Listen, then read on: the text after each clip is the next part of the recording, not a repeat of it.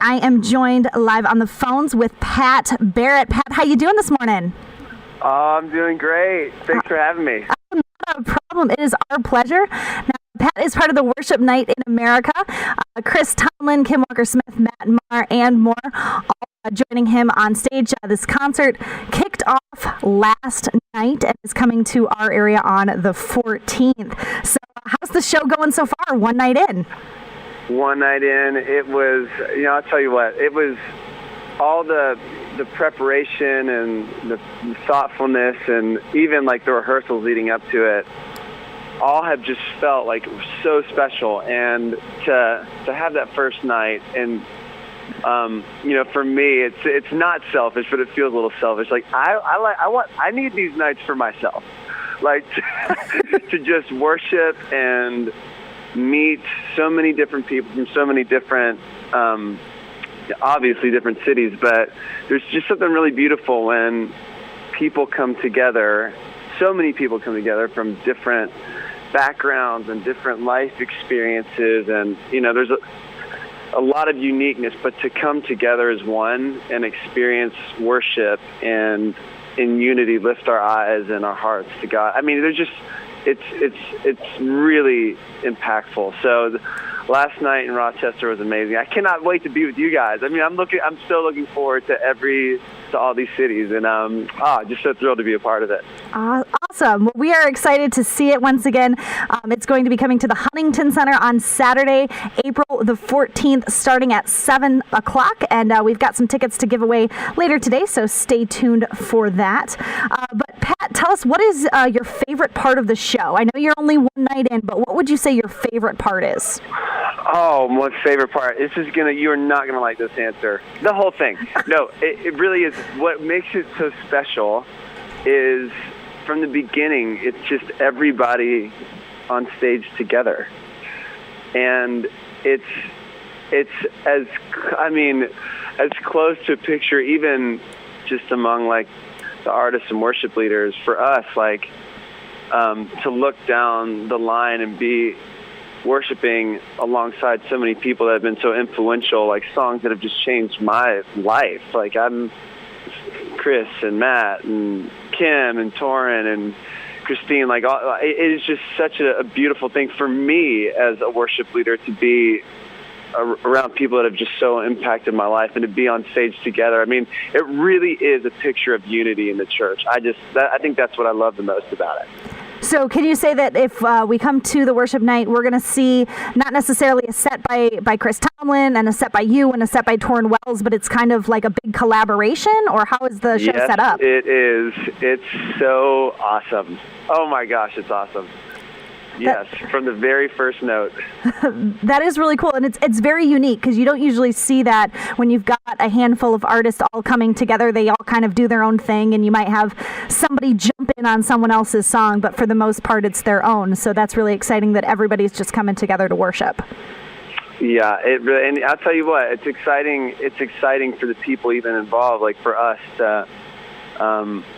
It just reminds you of why you do what you do. Like, this is why. It's to bring people together. It's to help give voice and worship together, not just individually. Of course, individually, but when that expression extends beyond just yourself, something really beautiful happens. So, oh man, I'm so excited for you to experience it. I'm excited to again tonight. Like, I feel spoiled. Well, how many shows do you guys have total? I think it's 25. Okay, so that's a great tour, hitting lots of different areas. If people want to find out details about the Worship Night in America, where can they go? They can go to christomlin.com and get all the information on his website. That's probably the best. That's the best place to do it. And also, updates are coming everywhere on social media too from all the artists, so there will not be a lack of information. They'll probably be oversharing in the best way. I was going to say, say oversharing's not always a good thing, but in this case it is. I know, yeah, it can be a bad thing. Like especially at family dinners, like, oh, that was an overshare. You're like, oh, I did not need to know that, or they did not need to know that.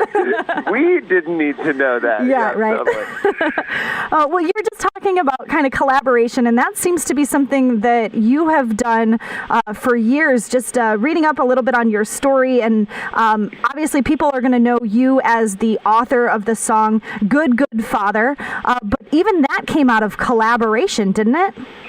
Yes, it did. And that even that song was I was a co-writer on that with my buddy Tony Brown, and we really the way that song not only was written, but the way it really impacted our own lives and our church back home. Just singing and worshiping to that is it's really profound. And I think with anything else, like as a writer, you can always write from your own experiences, but when you co-write with somebody, you have a whole nother set of life experiences and perspective and that you can't have on your own. And I think it's supposed to be that way. Faith is supposed to be this.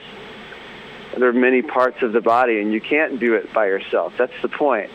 We need each other, and I need your perspective on God, and I need your encouragement and your unique vantage point to help me see clearly at times.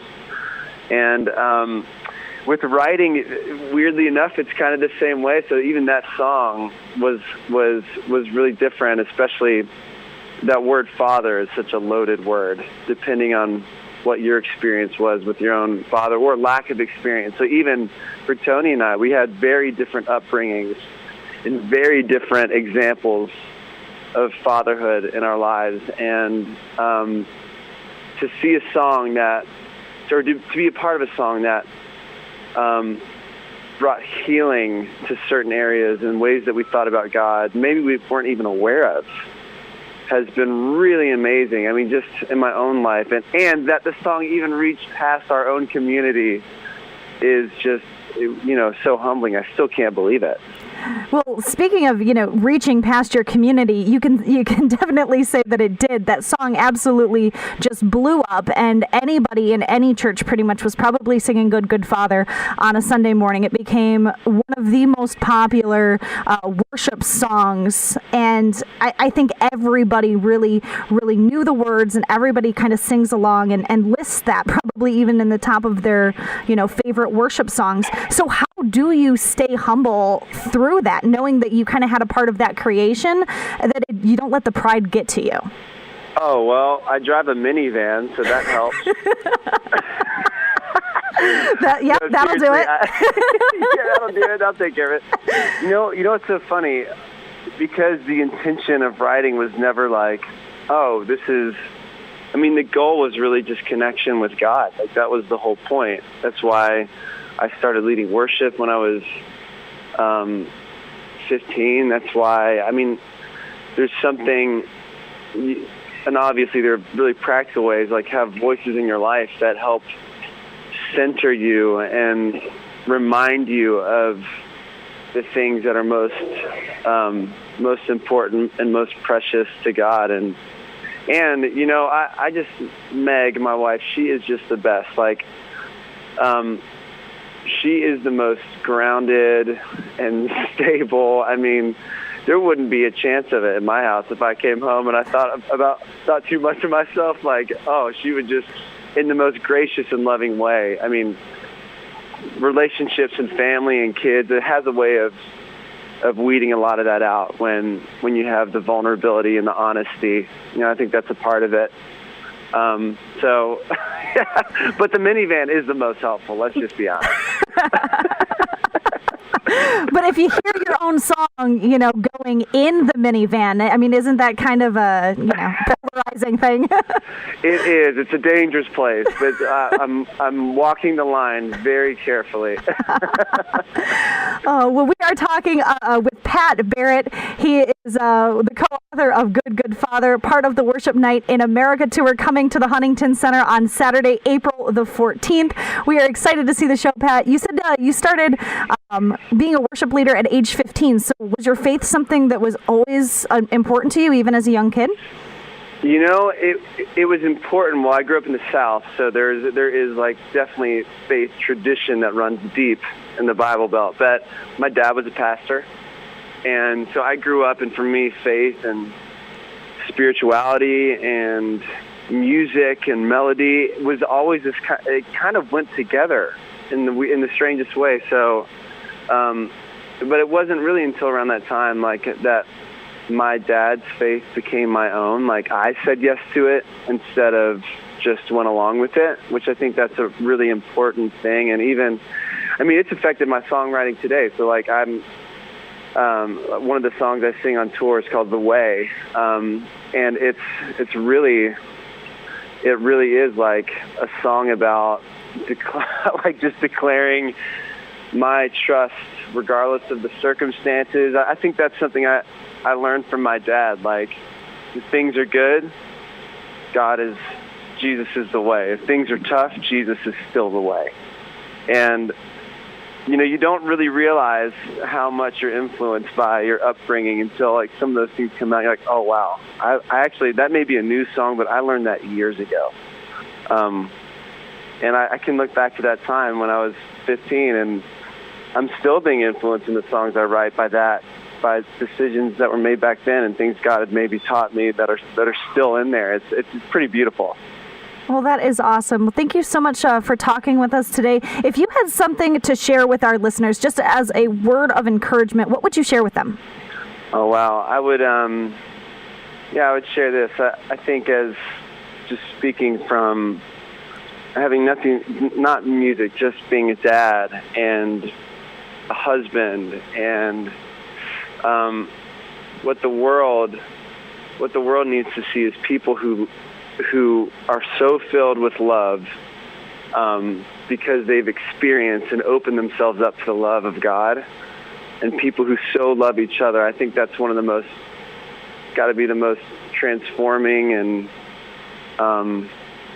it seems unassuming, but we know this, like, you'll be known by your love. I mean, when worship goes beyond the songs we sing and really transforms our heart and affects the way we prefer one another, and we're filled with, you know, peace, patience, gentleness, kindness, like when those things permeate our relationships and not just our worship on Sunday, I think there's something, it's just beautiful. I mean, that would be my encouragement. Let the songs that we sing not just change, you know, the words of our mouth, but really transform the places in our heart that can really, really lead us to eternal life in our relationships, at our job, you know, in our thoughts and the way we view the future and the present.